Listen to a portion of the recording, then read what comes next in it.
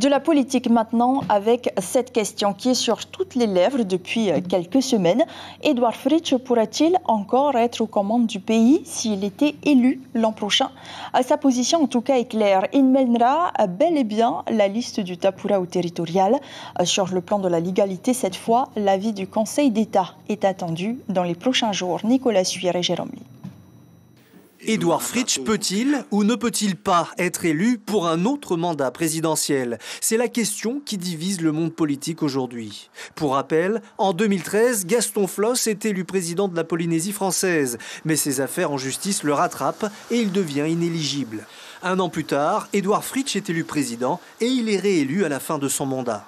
Au total, 2 mandats, la limite. Mais seulement 9 ans de présidence, donc 2 mandats incomplets.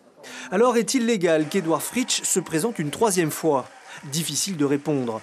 Le nouveau haut-commissaire a annoncé que le gouvernement central poserait la question au Conseil d'État, car chaque juriste peut avoir sa propre interprétation des textes et une telle situation ne s'est jamais présentée. On n'a pas de réponse à cette question et c'est bien pour ça que le Conseil d'État a été saisi. Mais c'est vrai que de manière traditionnelle, quand on parle de mandats successifs ou consécutifs, on parle de mandats qui ont été exercés sans discontinuité. Dans l'opposition, on n'est pas de cet avis-là.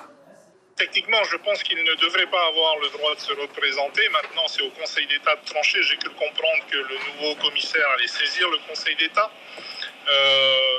Il y aura peut-être ensuite, après les élections, dans le cas très improbable où il serait à nouveau élu, il peut y avoir des recours. Mais bon, au Tavini, on ne compte pas sur les faiblesses des autres pour l'emporter. Le statut dit 2 mandats et que par conséquent, il faut s'en tenir à cela.